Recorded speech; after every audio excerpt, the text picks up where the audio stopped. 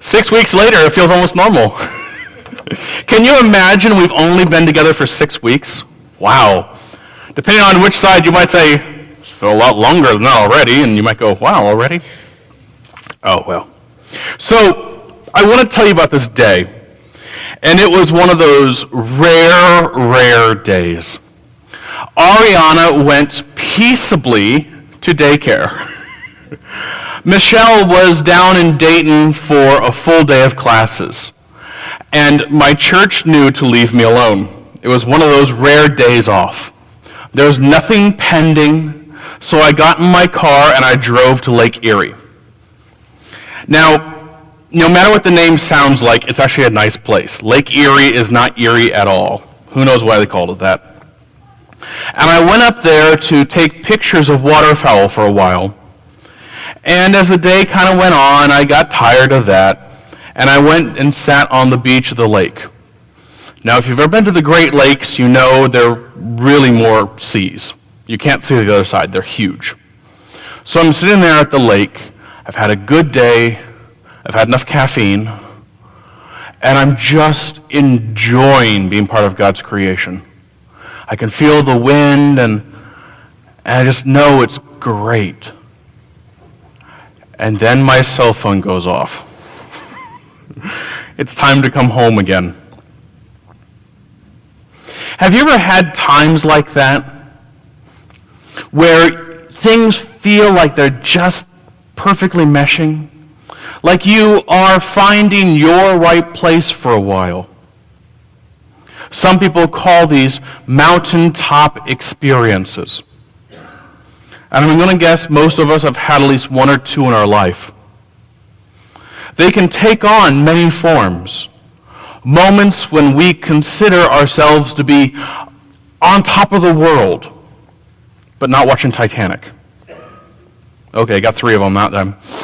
Or there's times of extreme life changes where we feel like nothing's going to be normal again. For some of us, this might have been the day we graduated from school, and we finally feel like we are equipped, and then we found out otherwise. Or perhaps when we got married, and everything feels so wonderful. Or found out that you're expecting, and you think about that joy. Or maybe when you got your dream job, or like me, maybe you find out in nature. These are wonderful moments in our lives. They are times of great joy and celebration. And the feeling that nothing can get better than this. We somehow feel very connected and found our right place. They're wonderful. And because they're so wonderful, there are a lot of people out there who are seeking these sort of experiences. They are looking for their place to fit. They want their aha moments. Can't really blame them. They're a lot of fun. A time when you feel like you're having a full experience of life and a rich connection to God. Something unlike they've ever had before. Now, unfortunately, whenever we have a lot of people wanting it, we also have a lot of people trying to sell it. There's a lot of people out there who are trying to sell high spiritual times. A lot of spiritualists, unfortunately a lot of pastors, and more than a few self-help gurus. All telling you to go out and find your mountaintop, your perfect place. But I'd like us to think, especially with the gospel in the back of our ears, is that the right way to approach our faith? Is the right way to approach Christian living is to seek out these wonderful, top-of-the-world sort of experiences and try to go from high point to high point?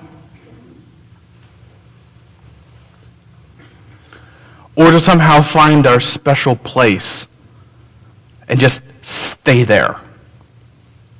maybe even with a blanket over our head, so we can ignore the rest of the world. No, don't get me wrong, I think we have a wonderful thing when we have those high points. But maybe there's something else. In our reading this morning, we have a literal mountaintop experience. Peter, James, and John are up on the mountain. And as we look at this experience, we learn that the focus isn't so much about the moment, but more about where they're all headed afterwards. As our text opened, Jesus is taking his 3 trusted disciples up with him. It starts out as a seemingly uneventful trip, perhaps a prayer retreat or a little bit of quietness between the crowds. And then all of a sudden it happens. Moses and Elijah are present on the mountain, talking with their teacher, appearing out of nowhere and sharing. Literally, there is something you don't see every day. Now, see, Moses had died 1,400 years before this event. And Elijah was taken up to heaven in a chariot 850 years before. And yet here they were, talking to Jesus. So you can start to think about how impressive that must have been to the disciples.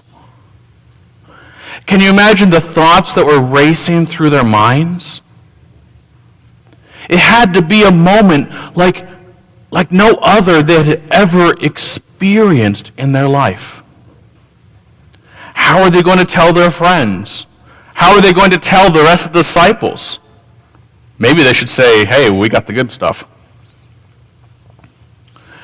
And as they're trying to wrestle with this wonderful experience before them, Peter sees this sight, and he can't help but to be excited. Who wouldn't be? This is his top-of-the-world experience. Maybe this is his crowning achievement, he must have thought, of following this teacher, Jesus. It's got all the bells and whistles that the world is looking for. Voices from heaven, the dead being raised. It's an experience that seems to be the best that could be from God. And so naturally, Peter wants to keep a hold of it as long as he can. Peter looks at this and goes, maybe I can get it into a bottle somehow and carry it with me. He says, Lord, it's good for us to be here. One of the most wonderful understatements of the whole scriptures. If you wish, I will make 3 tents here. One for you, one for Moses, and one for Elijah. You see, Peter wants this experience to last. He's going by what his eyes is seeing and not necessarily what his ears are hearing. He's saying maybe we can just make this draw out, keep the goodness going. He's back to his old way of thinking, and he's just trying to keep going. Now, certainly the Transfiguration was a remarkable and marvelous experience for some of the closest disciples of Jesus. And it was an experience which they wanted to go on forever. And this is why Peter makes this rather kind of embarrassing statement about building tents on the mountainside. Because if he sets up some place for them to stay, then by the rules of hospitality, all the guests would need to wait for him. And maybe it can last longer. But ultimately, no matter the experience, no matter how good and wonderful it is, you have to go back to work. No matter how wonderful it is, no matter how empowering it is, no matter how much you feel alive at that moment, Monday morning still comes.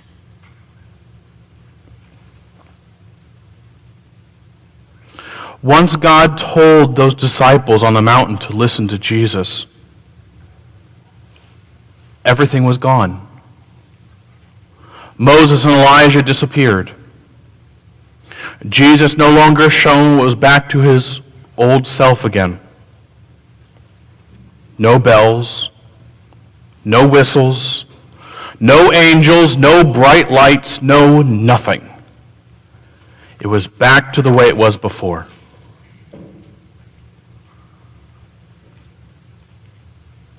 It could seem a little weird to focus on this rather than the fact that Jesus was illumined by God. But I'm going to guess that more of us have a more experience with Monday mornings than to see clouds parting in our world. More of us have experience with having to go back to work, having to go back to life, having to go back into the places where people are poking at us and frustrating us. At the end of this great experience, Jesus, Peter, James, and John have to come down the mountain. They have to return to the plains and the cities. Jesus still has to complete his teachings, and as we know from going to Lent, go towards Easter. The work is not done. After the glorious vision of their glimpse of heaven, they had to return to their daily life. No matter however humdrum or however unexciting or however ordinary, they had to get on with the job at hand, and that is being Christ's disciples. They still had work to do. Friends, our worship, as well as I hope other experiences in your life as well, offers us transfiguration. That is, it offers us a metamorphosis, if you will. A chance for us to transform out of our daily, normal grind to something divinely inspired. A place where everyone is a sister and brother. A place where we love each other and we share equally. Weekly worship offers us the chance for, I hope, mountaintop experiences in the beauty of messages, the glories of music, the specialness of prayer and of giving. It is one of those meeting points between human beings, like Peter, James, and John, like you and I, with God. Not because of anything special, but because we stop our lives for a while in order to listen.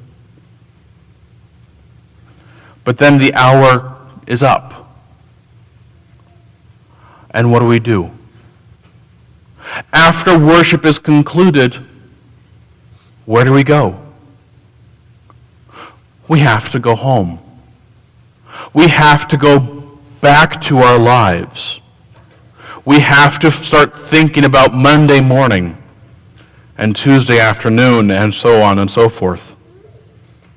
But we don't just go home. We go home to get on with the job at hand.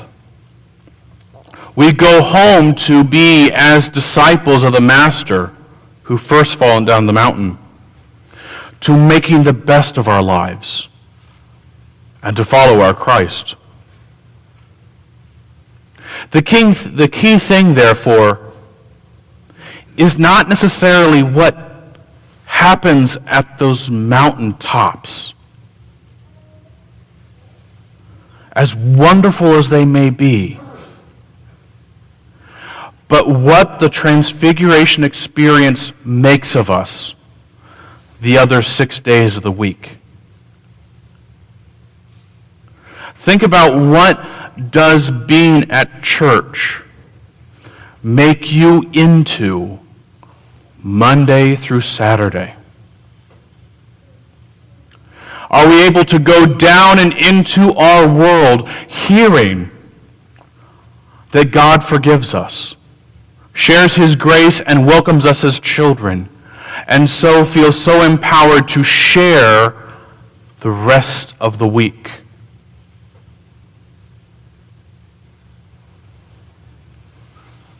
The methods through which we pursue the difficult and demanding job of being one of Jesus' disciples are written out for us in the reading. I want you now to stand up and don't be afraid, Christ said. We follow a Jesus who came with the sole purpose to put us back in right relationship with God, regardless of how good or bad we think we are.